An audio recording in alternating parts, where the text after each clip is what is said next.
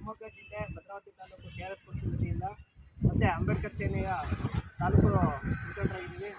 ಇವತ್ತು ದಿನಾಂಕ 10/4/2025 ಇವತ್ತಿನ ದಿನ ಏನು ವಿಶೇಷವಾಗಿ ಒಂದು ವಿಡಿಯೋ ಮಾಡ್ತಾ ಇದ್ದೀವಿ ಅಂದರೆ, ಭದ್ರಾವತಿಯ ಏನು ಮುಖ್ಯ ರಸ್ತೆಗಳಲ್ಲಿ ಒಂದಾದಂಥ ಏನು ಅಲ್ಲಿ ನೋಡ್ತಾ ಇರ್ಬೋದು, ಹೊಸ ಸೇತುವೆ ರಸ್ತೆ ಇದೆ, ತಾಲೂಕು ಕಚೇರಿ ರಸ್ತೆ ಇದೆ.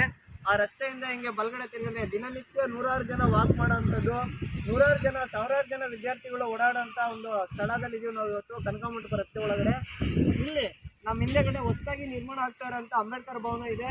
ಇದಕ್ಕೆ ನಮ್ಮ ಭದ್ರಾವತಿ ಶಾಸಕರು ತುಂಬ ಅತಿ ಹೆಚ್ಚಿನ ಕಾಳಜಿ ತಗೊಂಡು ಒಂದು ಉನ್ನತ ಮಟ್ಟದಲ್ಲಿ ಒಂದು ಅಂಬೇಡ್ಕರ್ ಭವನ ನಿರ್ಮಾಣ ಮಾಡ್ತಿದ್ದಾರೆ. ಆದರೆ ಈ ಜಾಗದೊಳಗಡೆ ಇವತ್ತು ಒಂದು 2 ಮರಗಳ ಮರಣ ಹೋಮ ನಡೆದಿದೆ. ಯಾವ ಮರಗಳು ಅಂತ ಅಂದರೆ, ಈ ಬೇಸಿಗೆಗಾಲದಲ್ಲಿ ಅತಿ ಹೆಚ್ಚು ನೆರಳು ತಂಪನ್ನು ಕೊಡುವಂಥ ಒಂದು 2 ಮರಗಳ ಮರಣ ಹೋಮ ನಡೆದಿದೆ. ಈ ವಿಚಾರವಾಗಿ ಇಲ್ಲಿ ಕಾರ್ಯನಿರ್ವಹಿಸ್ತಿರುವಂಥ ನಮ್ಮ ಏನು ನಿರ್ಮಿತಿ ಕೇಂದ್ರದ ಅಧಿಕಾರಿಗಳಿಗೆ, ಇಂಜಿನಿಯರ್ಗಳಿಗೆ ಫೋನ್ ಮಾಡಿ ಕೇಳಿದ್ರೆ, ಸರ್ ಏನಕ್ಕೆ 2 ಮರಗಳನ್ನು ಕಡಿದಿದ್ದೀರಾ, ಯಾವ ವಿಚಾರವಾಗಿ ಕಡಿದಿದ್ದೀರಾ, ಏನಕ್ಕೆ ಕಡಿದಿದ್ದೀರಾ ಅಂತ ಕೇಳಿದಾಗ ಅದ್ರ ಬಗ್ಗೆ ಯಾವುದೇ ರೀತಿಯಾಗಿ ಸ್ಪಷ್ಟವಾಗಿ ಮಾಹಿತಿ ಕೊಡದಲೆ, ಮತ್ತು ಹೆಚ್ಚಾಗಿ ಈ ಮರ ಕಡಿಯೋದಕ್ಕೆ ಸಂಬಂಧಪಟ್ಟ ಅರಣ್ಯ ಇಲಾಖೆಗಳಿಂದ ಪರ್ಮಿಷನ್ ತೊಗೊಂಡಿದ್ದೀರಾ, ಪರವಾನಗಿ ತೊಗೊಂಡಿದ್ದೀರಾ, ಇದಕ್ಕೆ ಆದಂಥ ಒಂದು ಹಲವಾರು ರೂಲ್ಸ್ಗಳಿದ್ದಾವೆ, ಅದನ್ನು ಫಾಲೋ ಮಾಡಿದ್ದೀರಾ ಅಂತ ಕೇಳಿದ್ದಕ್ಕೆ ನಮಗೆ ಅವ್ರ ಅವಶ್ಯಕತೆ ಇಲ್ಲ, ನಮಗೇನು ಅವ್ರಿಗೆ ಕೇಳಬೇಕು ಅಂತ ಏನಿಲ್ಲ, ಈ ಗಿಡಗಳು ಬಾಗಿತ್ತು ಹಾಗಾಗಿ ಆ ಉದ್ದೇಶದಿಂದ ಈ ಮರನ ಕಡಿದಿದ್ದೀವಿ ಅಂತ ಹೇಳಿದ್ರು.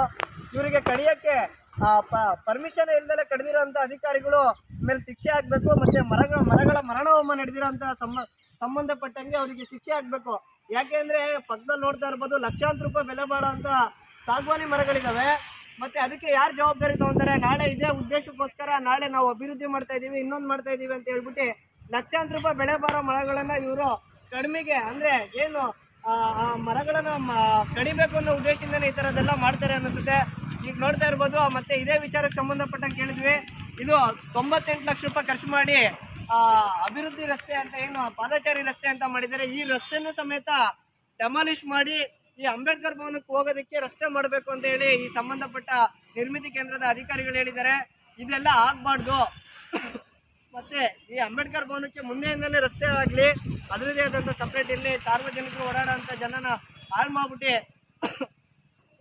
ಮತ್ತು ಮರಗಳು ಇರೋದನ್ನೆಲ್ಲ ಕಡಿದ್ಬಿಟ್ಟು ಮಾಡಬೇಕು ಅನ್ನೋದು ಯಾವುದೇ ಇಲ್ಲಿ ಇದಿಲ್ಲ. ದಯವಿಟ್ಟು ಇದಕ್ಕೆ ಸಂಬಂಧಪಟ್ಟ ಏನು ಅರಣ್ಯ ಇಲಾಖೆ ಅಧಿಕಾರಿಗಳಿದ್ದೀರಾ, ಇದ್ರ ಬಗ್ಗೆ ಗಮನ ಹರಿಸ್ಬೇಕು. ಯಾರು ಮರ ಕಡಿದಿದ್ದಾರೆ ಅವ್ರ ಮೇಲೆ ಪ್ರಕರಣ ದಾಖಲಾಗಬೇಕು.